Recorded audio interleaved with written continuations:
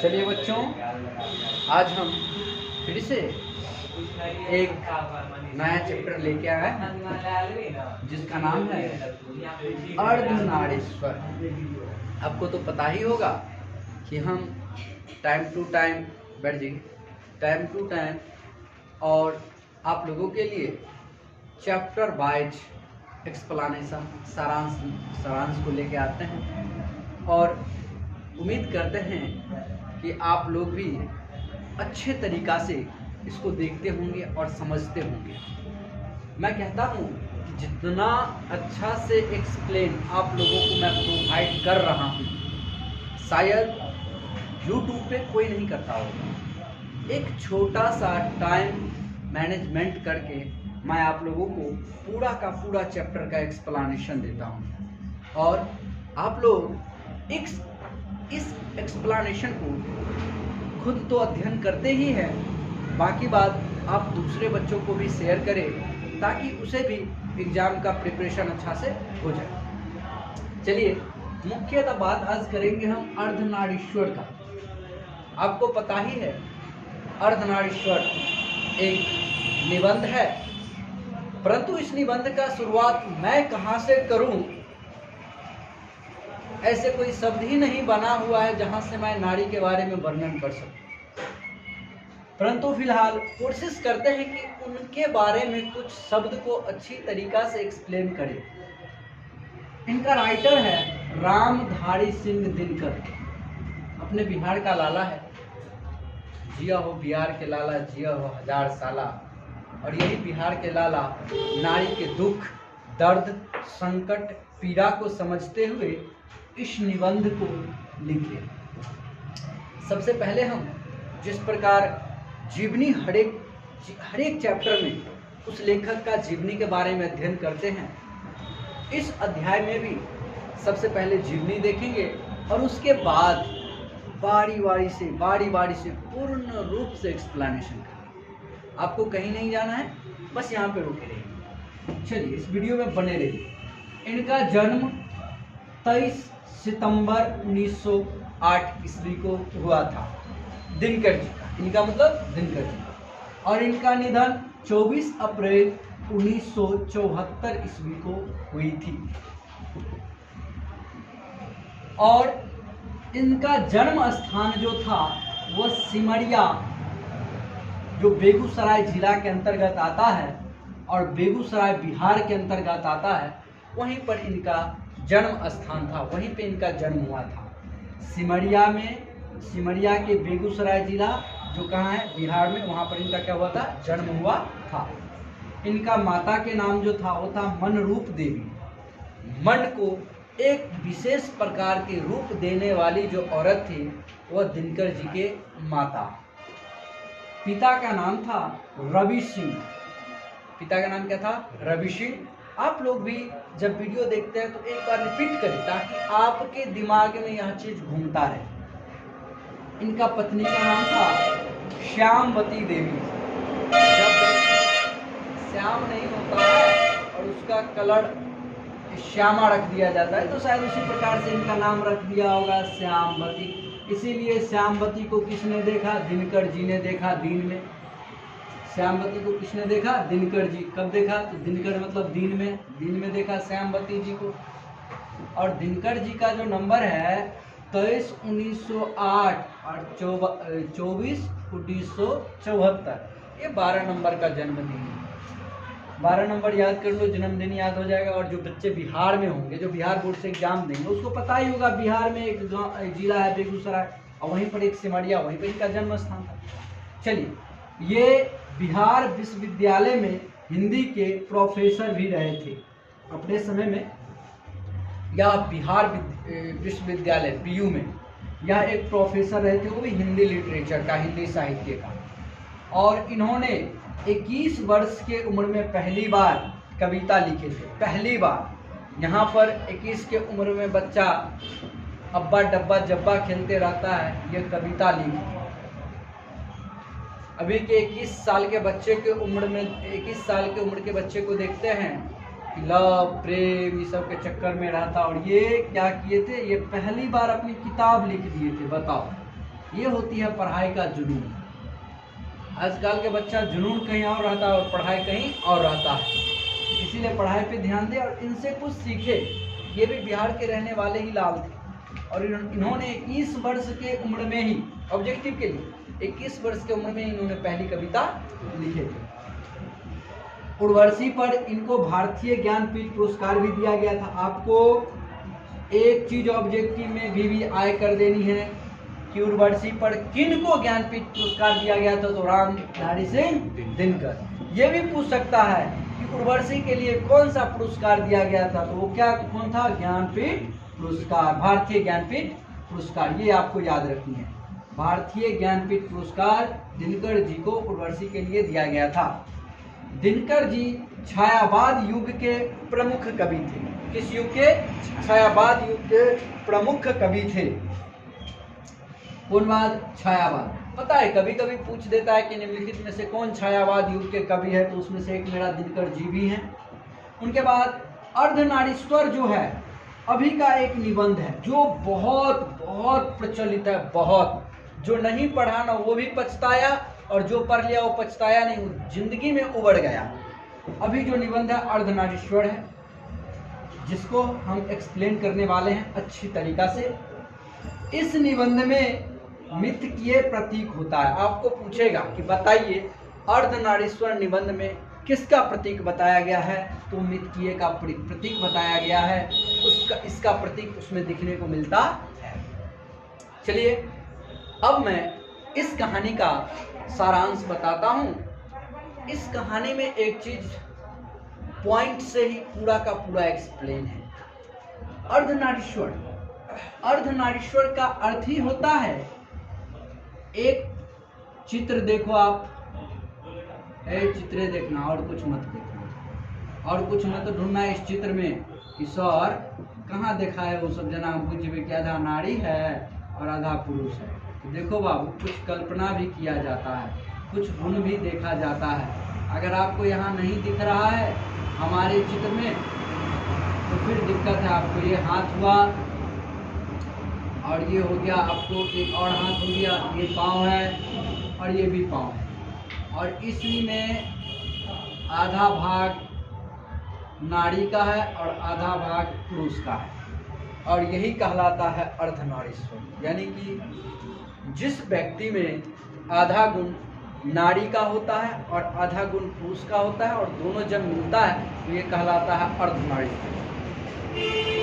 अब ये अर्धनारीश्वर का अच्छा एग्जाम्पल जो लिया गया है आप लोगों को दिखाने के लिए, वह शिव जी से शुरुआत किया गया है।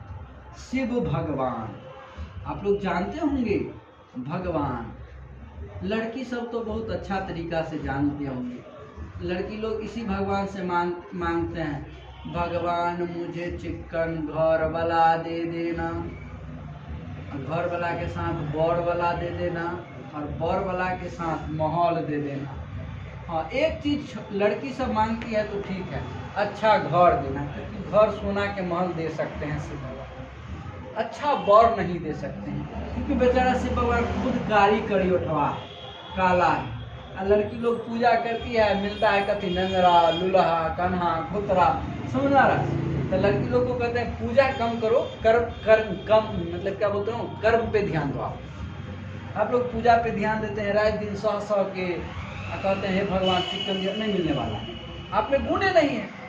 गुण आप में अगर अर्धनारीश्वर का आ जाए तो आपको अपने आप चिकन मिल जाएगा, लेकिन पहले गुण तो लाइए।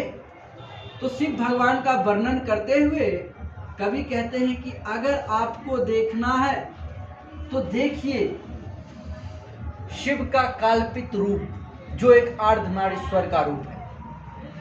उसमें सबसे पहले आंखों का लिया गया, आंखों को। यहाँ पर हम एक आंख बनाते हैं एकदम, जिस आंख के देख के आप रम सकते हो, उसमें जा सकते हो, डूब सकते हो। देखो ये आंख जो है एकदम रसमयी है। किसी को लड़का लोग किसी लड़की को देख के ओह माय गॉड क्या आंखें हैं, देख के तो धन्य धन्य। अरे छोटा आंख क्या है, ओकरो डिम्मे आंकड़ों में नेत्रे लेंस सब कुछ तो वही है। नहीं, अरे बाप रे, ओकरा में आंख गजब है। और सही बात है कि जब शिव भगवान को और पार्वती को बीच से हटा देते हैं, हाँ बीच से हटाएं, कहाँ से हटाएं? बीच से तुलना करते हैं तो एक का जो आँख होता है वो होता है रसमय। कौन आँख होता है? रसमय। और एक का आँख होता है विकराल, जहाँ से आप आँख के ऐसे पलटी रहता है, आँख देखोगे तो डर के मर जाओगे, ऐसा आँख होता है शंकर जी का। वही पार्वती के आँख में देखोगे तो भाई नहीं कहता है बस आप हमारे आँखों में 2 मिनट देख ले, अगर प्यार नहीं हो गया तो फिर हम धरती फाड़ देंगे। अरे चोट्टा कहीं का, आँख से प्यार नहीं होता, हृदय से प्यार होता है।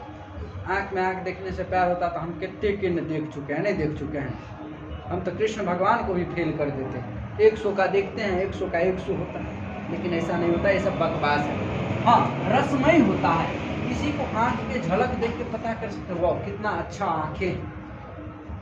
फिर उन्होंने वर्णन किया है कि 2 हाथ है, वही में देखिए 2 भुजाएं में, एक भुजा में त्रिशूल है, एक भुजा में क्या है? त्रिशूल। त्रिशूल बुझते हैं? याद करो तुम उस बगिया को जिस बगिया में गणेश जी पहरा देते थे और शंकर भगवान आए थे और घेंट काट के चले गए थे, याद है? तो त्रिशूल से ही काटे थे। किससे काटे थे? त्रिशूल से। वही कह रहे, एक हाथ में त्रिशूल और दूसरे हाथ में एकदम चूड़ी से खनखनाती हुई बाहें, हाथ कितना सुंदर। वही उन्हीं का एक पांव देखिए, एक पांव में सुंदर सा रमणीय साड़ी से ढका हुआ है और एक पांव ऐसे हैं जो बाघ के छल्ला पहना हुआ है। तो आप देख सकते हो नारी और पुरुष के गुण एक किसके? शिव भगवान के मूर्ति में काल्पित रूप में। दोस्त आज से नहीं, कुछ ही समय लोग कहते हैं ये जो आधुनिक है वो क्या करता है? तो आधुनिक आपको अंधविश्वास को हटाता है, अंधविश्वास से दूर करता है। कभी कहते हैं कि वर्तमान समय ऐसा चल रहा है, आधुनिक समय, कि लोग नारी का गुण लेते हुए, यानी कि नर नारी का गुण लेते हुए और नारी नर का गुण लेते हुए डर रहे हैं। इस आधुनिक समय में जिधर देखो वह नर नर ही है और नारी नारी ही है, दोनों अलग है। क्यों? लोग का नजरिया ही वही बन चुका है कि ये नर है, सिर्फ ये इसके लिए ही बना हुआ, और ये नारी है, सिर्फ इसी के लिए बना हुआ है। 1 मिनट बाबू, 1 मिनट। चलिए, तो वही मैं बता रहा हूं आपको कि वर्तमान समय में लेखक कहते हैं अब ना कहीं भी अर्धनारीश्वर का गुण दिखाई नहीं देता। बस पुरुष ने यह नियम बना लिया है, स्वयं तो वृक्ष बन गया है और नारी को लता बना लिया है। वृक्ष और लता कहने का अर्थ है बाबू कि जब आप वृक्ष को देखोगे ऐसे, जब वृक्ष बना होता है तो उसके डांडी जो होता है उसके नीचे रहता है, ऐसे रहता है।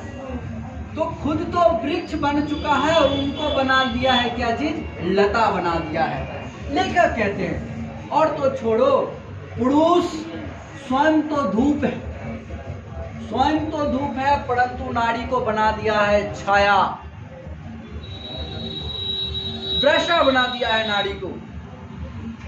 यह एक ऐसा प्राधीनता लेके आया जिसमें नारी को कोई अधिकार नहीं दिया।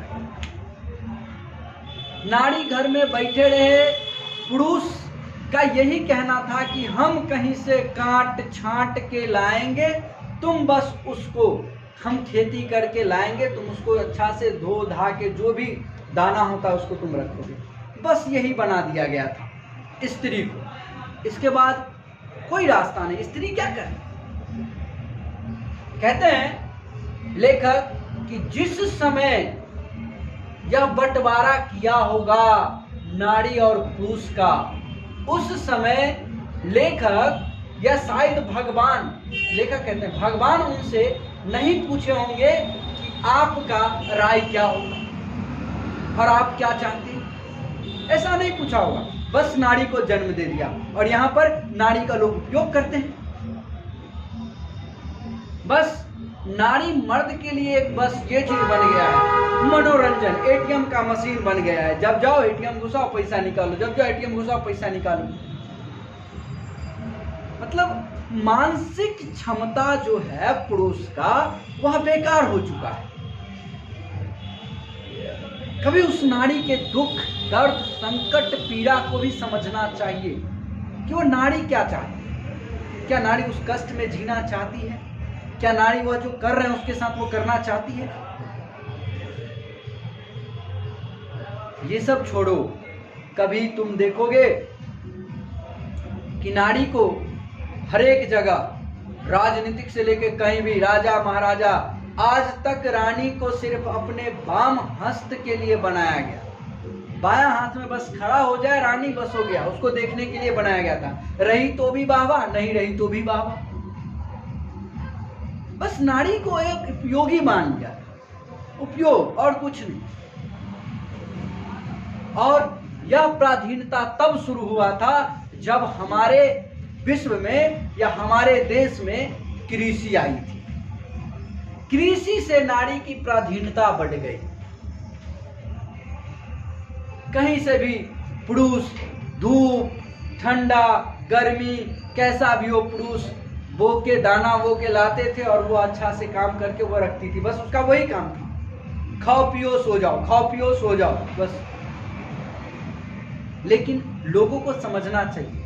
पुरुष कहते हैं कि मैं जब काम कर ही रहा हूं तो तुम क्यों काम करोगे? अरे भाई, एक बात मैं बताता हूं, आज से कुछ मिलियन वर्ष पहले आदिवासी लोग हुआ करते थे, आदि मानव हुआ करते थे।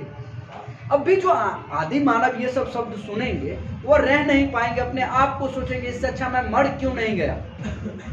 आदि मानव जो रहते थे वो कभी आज तक तुलना नहीं किए कि तुम स्त्री हो, हम पुरुष हैं, तुम्हें ये काम नहीं करना चाहिए, ये काम करना चाहिए, कभी नहीं हुआ।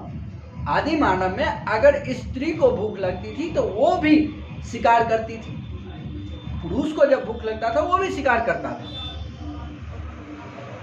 जिस प्रकार, जिस समय दोनों की जिस प्रकार की जरूरतें होती थी वो पूरा करता था। उस समय ना तो नारी कम था ना तो पुरुष कम था।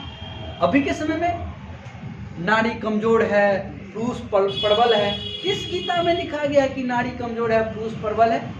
तुम मानते हो, तुम वह दर्जा दिए हो, इसके लिए वह नारी दुर्बल हो गई और तुम प्रबल हो गए। ऐसी भावना हमें दिलों से निकाल देना चाहिए। लेखक और वर्णन करते हैं, लेखक बोलते हैं क्या, एक समय जो था गुरु, ये सब जो भी ऋषि मुनि हुआ करते थे वो सब शादी कर लेते थे और फिर कुछ दिनों के बाद स्त्री को छोड़ देते थे। कहते थे नहीं ये पाप है, ये नहीं करना चाहिए मुझे, मोक्ष प्रदान कैसे होगी, मेरा स्वर्ग में वास कैसे होगा। अरे बुद्धू, तुम्हें उस समय समझना चाहिए इस बातों को जिस समय तूने हमारे साथ शादी किया। शादी करने से पहले तुम सोचता कि तुम ये जो कर रहा है वो सही है कि गलत है। शादी का लोग एकदम बेकार सा भाव दे दिया था, बेकार संबंध बताया था। वर्तमान समय में लोग वही करते हैं, मानो हमको तुमसे प्रेम हो गया। वो प्रेम नहीं होता है, वो आकर्षण होता है। तुम्हें जरूरतें होती हैं स्त्री से, प्रेम हो गया, तुम्हारा काम खत्म, बाद में डिवोर्स होता है, वर्चुअल होता है, तलाक मान लो, हिंदी में तलाक दे दो। भाई शादी करने से पहले तुम्हें सोचना चाहिए कि 10 साल के बाद मुझे अच्छी लगेगी कि नहीं लगेगी।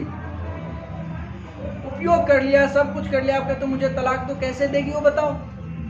पहले ऋषि सब यही करती थी और उसको छोड़ दिया जाता था स्त्री को। वह स्त्री घुटन महसूस करती थी और कहती थी मोक्ष तब प्रदान होगा जब तुम आगे जन्म लोगे और आगे जन्म तुम लेके और फिर एक बार पुरुष बनोगे और तुम फिर किसी को ऐसे करोगे तब तुम्हें मोक्ष प्रदान होगी। अरे भाई, ये रूल कहाँ के है? क्या यही तुम अर्धनारीश्वर का गुण लेके आए हो धरती पे? भाई अभी के समय में अगर तुम औरत के दुख दर्द, लेडीज का दुख दर्द, स्त्री का, नारी का दुख दर्द नहीं समझोगे तो तुम अर्धनारीश्वर नहीं कहलाओगे। और उसी में से कुछ ऐसे भी कवि थे जिन्होंने नारी को उच्चतम स्थान दिया। उन्होंने बोले कि अरे नारी को तो वो रख सकता है जिसमें दम है। जो दुर्बल है, घटिया किस्म की सोच रखता है, वही नारी से दूर भागता है। जिसके पास औकात नहीं है वो नारी को क्या रखेगा। आप लोग गांव में सुनते होंगे, बेटी पालने के लिए भी औकात चाहिए। बेटी एक राजा ही पाल सकता है। लोग क्या करते हैं, जब भी पता चलता है हमारे गर्भ में बेटी है उसको मार देता है। क्यों मारते हो, रीजन बताओ। क्या लड़की धरती पे क्या चीज कमी है, लड़की क्या नहीं बन सकती है, वो हर एक चीज कर सकती है। लेकिन उसमें तुम्हारा सोच डिपेंड करता है। किताब में इसलिए व्याख्या की जाती है कि तुम अपने सोच को बदलो, नारी को समझो। नहीं समझोगे तो फिर दिक्कतें हो। तो उन्होंने बताया कि नारी से शादी करके और नारी को रखना एक नारीत्व गुण होता है और हर एक पुरुष के पास यह नारीत्व गुण होना चाहिए।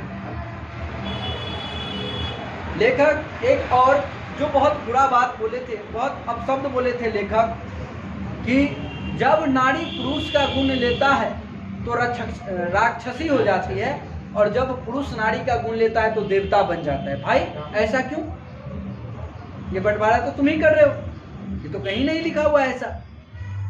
तो इसीलिए इस सारांश के माध्यम से हम एक ही चीज समझे बाबू, कि हमें नारीत्व गुण को भी रखना है। अगर हम पुरुष हैं तो हम अपने में नारीत्व गुण रखें, अगर वो नारी है तो पुरुष का गुण रखें। इससे ना तो उसकी इज्जत कम होगी, ना तो भावना के ठेस पहुंचेगी, कुछ नहीं। अर्धनारीश्वर गुण रखना एक बहुत महत्वपूर्ण गुण होता है जो किसी किसी में आता है। तुम जब पुरुष जन्म लेते हो तो पुरुष को जन्म देने वाली भी नारी ही होती है। और कितना दुख दर्द संकट से तुम्हें धरती पे लाता और तुम्हें आगे जाके ऐसी भावना लाओगे तो फिर वो उसका निवास कहाँ होगा? वह रह पाएगी ऐसी घटिया सोच के दुनिया में?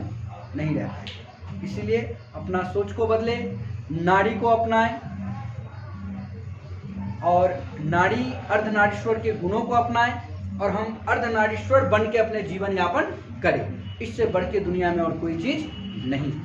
चलिए, अगर आपको यह सारांश अच्छा लगा होगा तो आप हमारे चैनल को एक बार देख लीजिएगा, लाइक नहीं कीजिएगा, देख लीजिएगा, फिर वीडियो देख के लाइक कीजिएगा, सब्सक्राइब कीजिएगा और दोनों हाथ से कहीं धकेल के अपना दोस्त के पास भेज दीजिएगा। हम फिर मिलते हैं नए वीडियो में। कल फिर एक नए वीडियो लेकर आएंगे और आप लोग ऐसे ही पढ़ते रहिए।